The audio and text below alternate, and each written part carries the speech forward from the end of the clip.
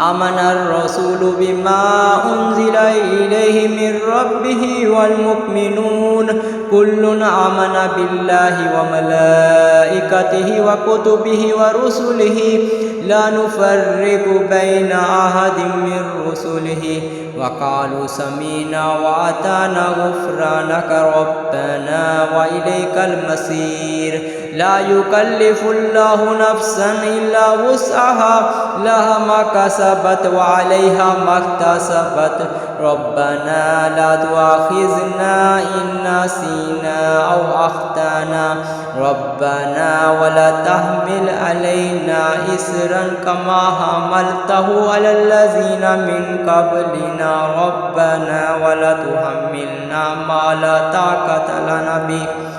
واعف عنا واغفر لنا وارحمنا أنت مولانا فانصرنا على القوم الكافرين.